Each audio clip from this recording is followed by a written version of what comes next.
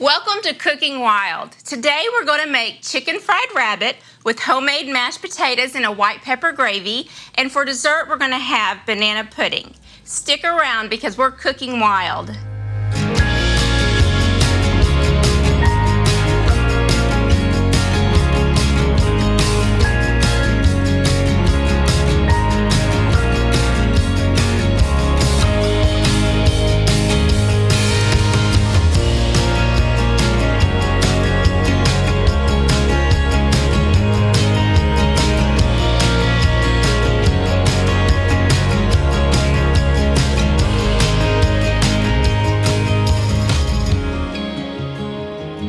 Today I am going to make chicken fried rabbit, and I already have my rabbit cut up into small little pieces, and they have soaked overnight in buttermilk. This is 2 whole rabbits, butchered and trimmed down. And I'm gonna go ahead and add oil to my cast iron pan. We're going to fry them in. And I have a thermometer attached to the side of my pan to measure the temperature of the oil. And I want to get it to about 300 before I put anything in it at all. So we're going to start our breading for the rabbit. So our wet is going to be 2 eggs and a 1/4 cup of buttermilk. I'm going to whisk these together.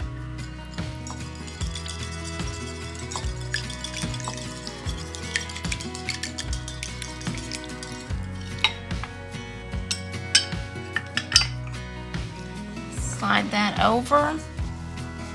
And our dry is going to be, I'm going to use just some plastic grocery store sacks. I just doubled them up. You can use a Ziploc baggie, you can use a large bowl, just whatever you prefer to dredge yours in. So I am going to add about 2.5, 3 cups of flour. I've got a tablespoon of garlic powder, a tablespoon of Creole seasoning. I'm gonna add a tablespoon of onion and a teaspoon of cayenne. About a teaspoon of black pepper. I'm not going to put all that in there. And some salt. This is just a coarse sea salt. Okay, so I have all of my seasonings into my flour, and I'm going to just kind of close the top of the bag and shake it just to make sure that's all mixed together and evenly distributed.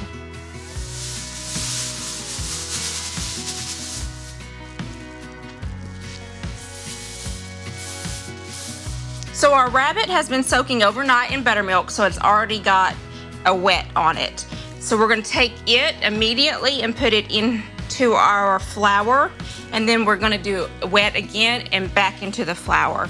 And I'm just going to do a handful of pieces at a time and then lay them out on the plate until our oil gets hot enough to put them in the fryer. And right now we're at about 150. So I'm going to go ahead and just do like 5 or 6 pieces at a time and shake it up, and then I'll pull them out and put them in the wet and then back in the dry again. This is gonna be kind of messy, but it's worth it.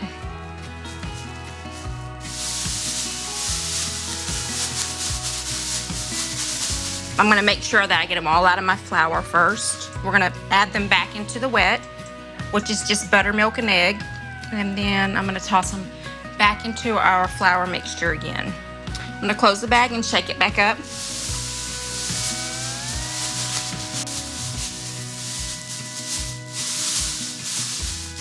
Okay, I'm gonna pull my pieces out and just kind of lay them out on this platter until they are ready to fry up. From nationwide coverage to live high school sports to the great outdoors and so much more, we've got something for you. We're a local wireless carrier right here in Oklahoma. We work for your town, in your town. but great cell phone signal in rural areas is just scratching the surface. We also broadcast live events from all over Eastern Oklahoma. High school football, basketball, baseball, dirt track races, livestock shows, and community events. Everything to keep you connected in your community. We're also producing original shows like Connect Outdoors and Cooking Wild that shines a light on real Oklahoman experiences. You can find us at bravadowireless.com, or you can search for us on Facebook or YouTube. You can even find us on the Oklahoma Sports Network. You can download their app straight to your phone, Apple TV, Smart TV, or Roku. We don't just create for Oklahoma, we are Oklahoma. We're Bravado Wireless, Oklahoma's service provider. So we have our oil at 300, and I'm gonna go ahead and start dropping a few pieces of our rabbit in to fry. You don't want to overcrowd the pan, and that way you can make sure they get a good fry and crisp on all sides. Also, if you add too much to the pan at once, it lowers the temperature of the oil. If you've never had rabbit, most people compare it to chicken, and it looks very similar to chicken. You wouldn't know the difference when it's cut up.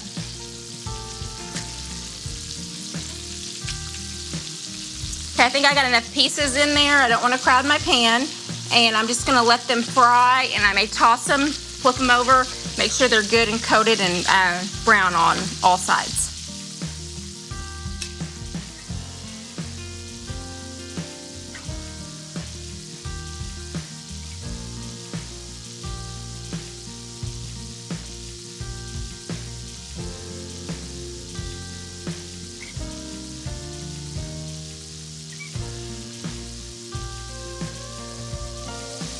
We're just gonna continue to let them fry and let them get a little bit browner, and then we'll pull them from the grease. If you have picky children and you don't want to tell them that it's rabbit that they're eating, which my mom done that a lot growing up, she would tell me it was something else because I would be like, a bunny, I can't eat the bunny, or squirrel, or whatever it was she was cooking.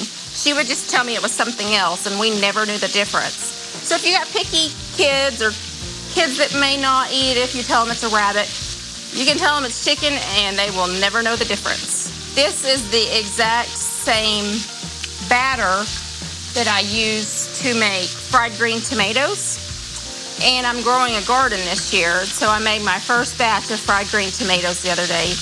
They were amazing.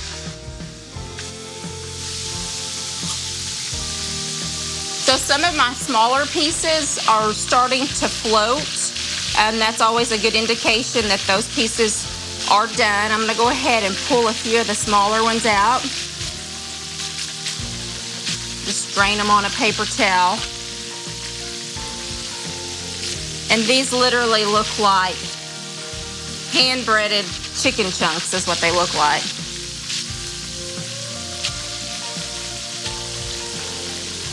And they are gonna be so good with our homemade mashed potatoes and gravy.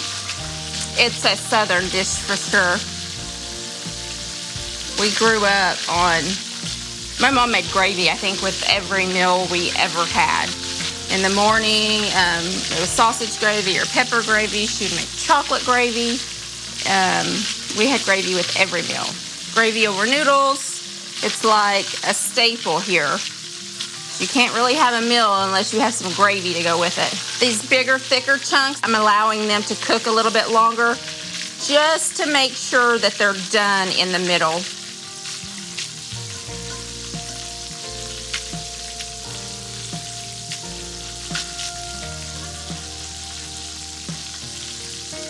So we have the first batch out, and I'm gonna just continue cooking them, just dropping in a handful at a time, making sure that we don't overcrowd our pan.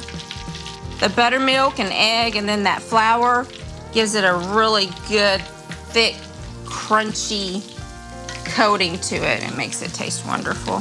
So now that we have the last batch of them in the fryer, we will be right back and we'll get started on our mashed potatoes and gravy.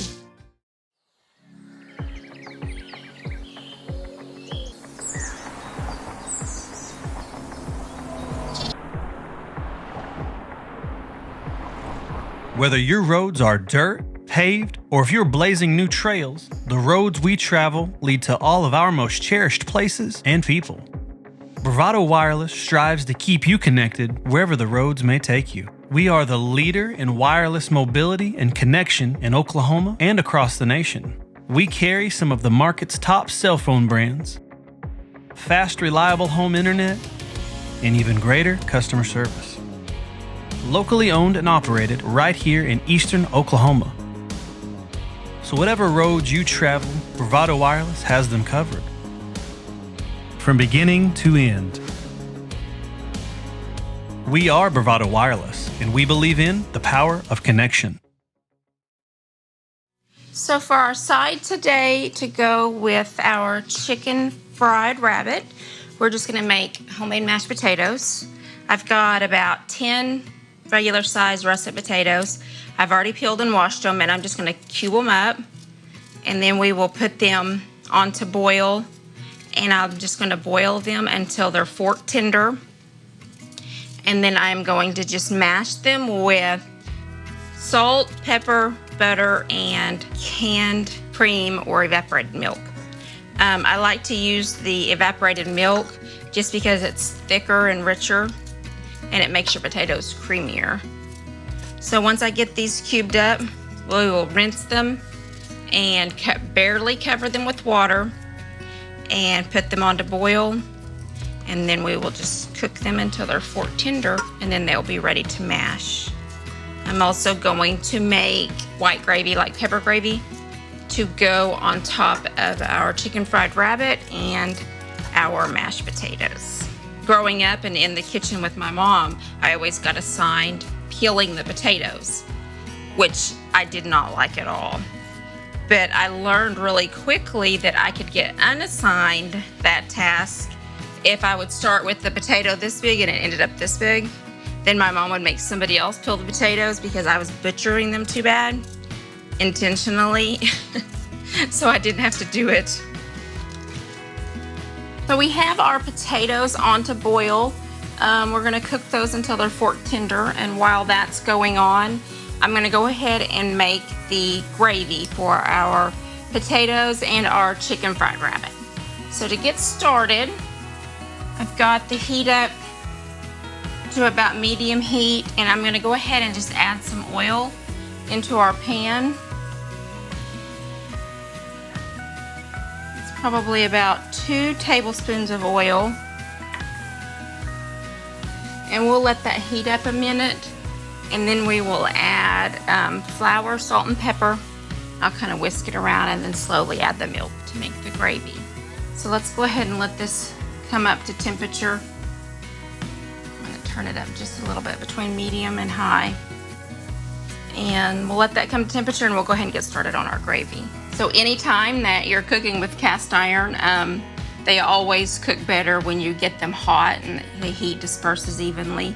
So I'm just kind of running my hand over the top to kind of gauge how hot the pan is. And I feel like it's pretty hot. So I'm going to go ahead and add some flour. This is just a basic gravy recipe. It's the same recipe more or less that I use for breakfast gravy and also a sausage gravy. So I am going to sprinkle about 2 tablespoons of flour. I'm going to add salt and some coarse ground pepper. I'm going to whisk this together, and then we'll slowly start adding the milk to thicken it.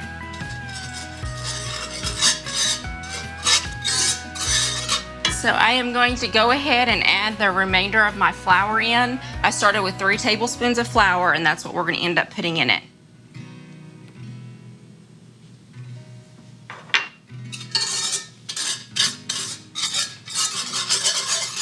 So we have our flour, oil, salt, and pepper mixture. And I've got it all whisked together, and I'm kind of letting it cook down just a little bit, because if you don't, you kind of get that raw flour taste. So I'm letting it just kind of cook down for a few minutes before I add the milk. So now that I've allowed that to cook down just a few minutes, I'm gonna slowly add some of my whole milk and whisk it in, and it'll start thickening up, and you'll just add more milk slowly until your gravy builds. So I'm gonna pour in just a little bit. Probably about 3/4 of a cup. And you have to start whisking it together immediately while it's hot like this to keep it from clumping together.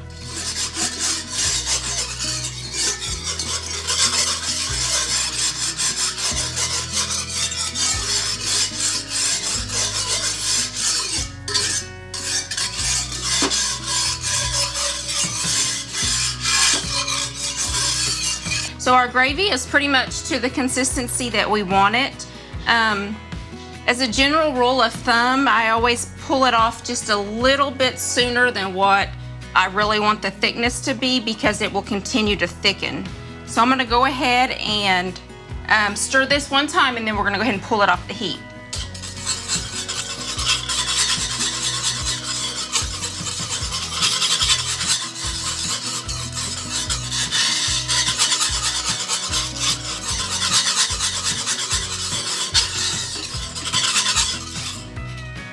And as you can see, kind of the thickness of it, I'm gonna go ahead and let it cook down about another minute.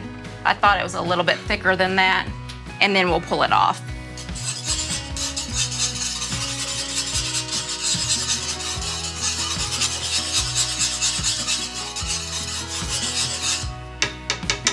Okay, I've got my gravy to the consistency that I want to keep it at. So I'm gonna go ahead and just pull it off the heat. Let it sit there.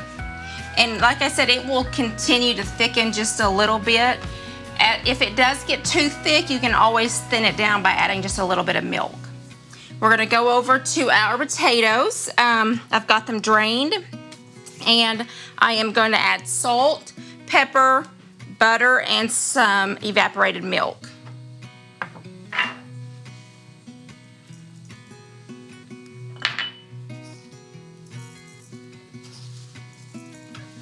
And I am gonna start with 2 sticks of butter, which is gonna be equivalent to 1 cup. And let me get my potato masher. And I'm gonna add just a little bit of the canned evaporated milk. Probably about half, or actually closer probably to like 1/3.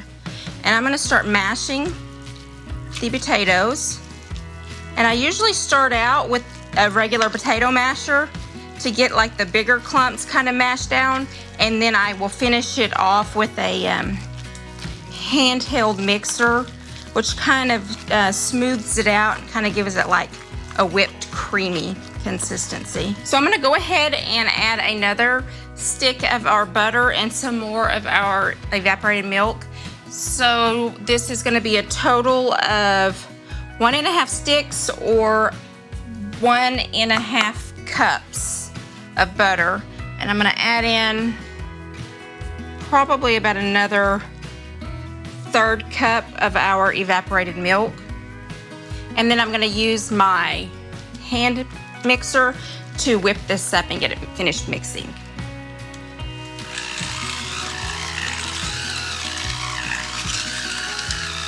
Okay, and I'm gonna add my last stick of butter, and then just a little bit more of our evaporated milk.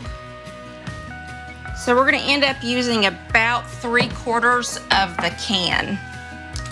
And I'm gonna go ahead and blend this up and whip it up, and our mashed potatoes will be done.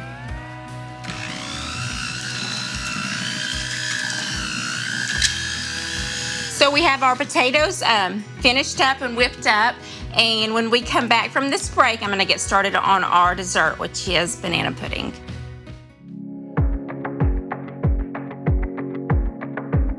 Right now, more than ever, we're choosing to take the back roads and stay off of the beaten path. We're doing all that we can to avoid the crowds and the hustle of the city. While we know that taking the road less traveled isn't for everyone, It's where we feel most at home. Every turn down this road could be challenging. And much like you, we know the harder the challenge, the greater the reward. That's why each and every day, Bravado Wireless is growing our network further down the county roads and down the roads less traveled. We're making sure wherever your road may lead, you're always connected.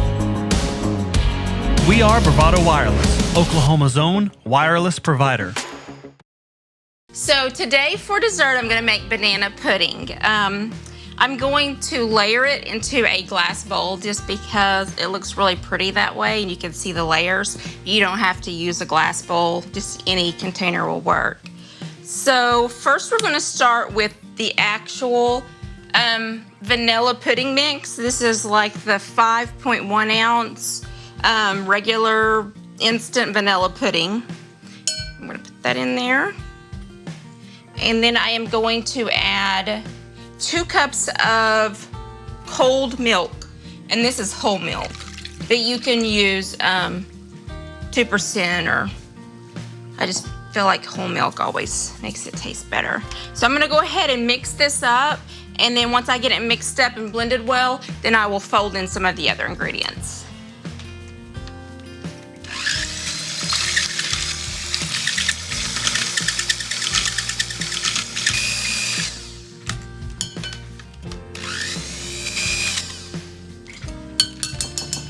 So I have my pudding mixed up. I'll go ahead and set those there. And the next ingredient I am going to use is 1 can of sweetened condensed milk.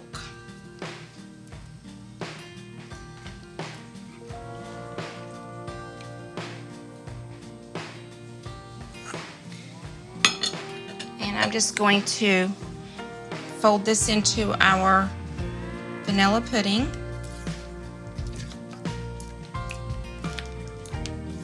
Try to get it good and mixed in, but don't overwork your pudding too much. Okay, we have that mixed in.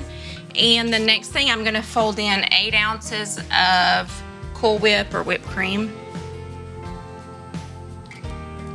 This is what you want to be careful when you fold it in, to not really stir it real well, because the more you stir it and it takes the air out, and you want it to be kind of fluffy.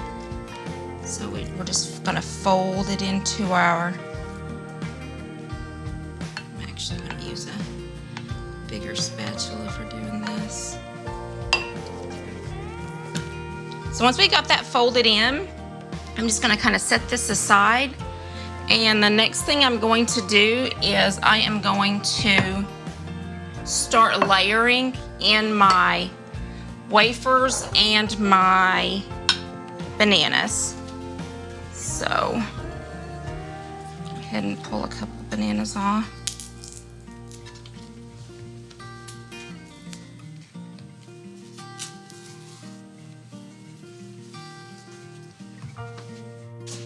Some people aren't real big on the bananas in theirs, and some people aren't really big on the wafers, but I love them both. So we're gonna layer both in.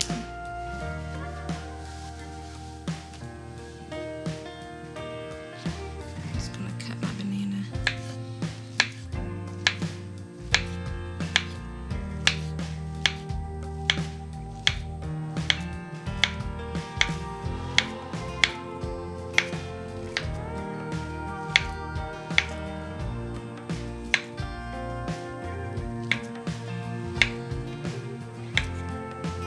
And just depending on how much banana you want, how many to use. The original recipe calls for 4 to 6 bananas. So I'm gonna start putting my wafers in. I'm putting them in rounded, side down. That way my bananas will lay flat in there against them.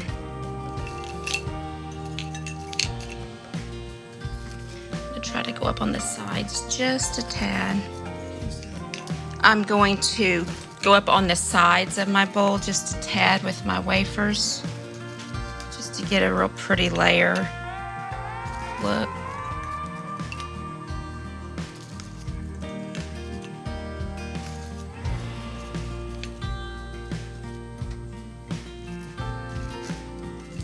Okay, so we've got our first layer of vanilla wafers in, and I'm just going to put the bananas in.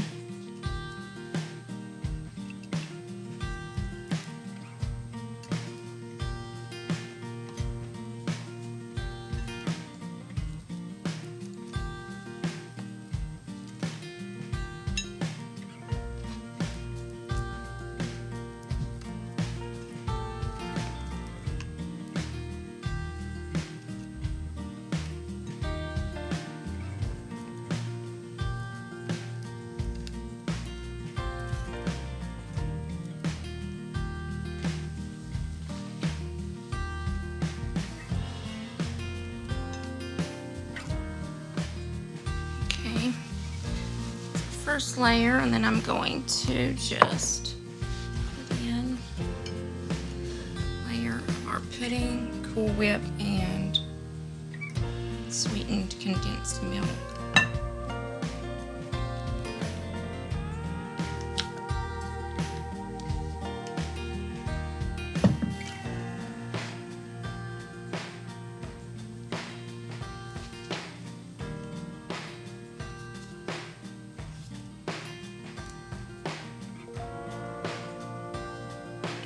Spread that out evenly.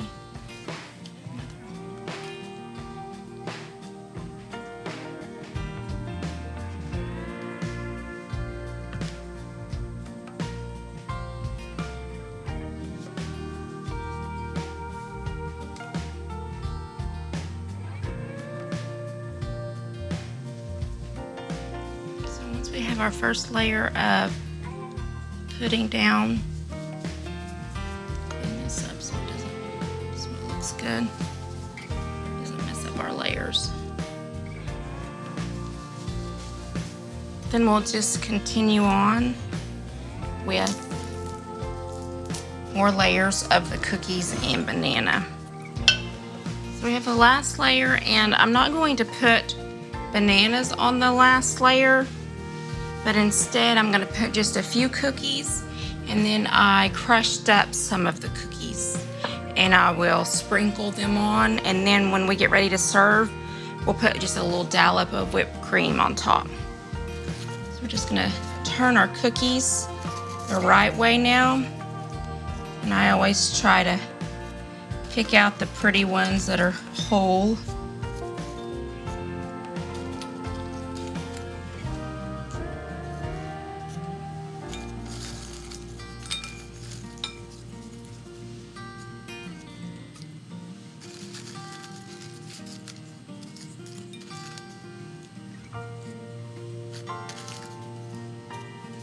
And then last but not least, we will just sprinkle some of this crumbled cookie on top. Kind of give it a little crust. And you can see how it's layered in there, how real pretty it is. We'll go ahead and put this in the refrigerator and let it chill for a few hours. And then when we get it out, we will serve it with just a little bit of whipped cream on top.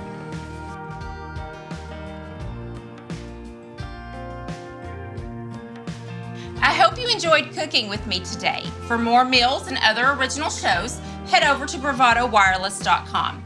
I'm Amber, and we've been cooking wild.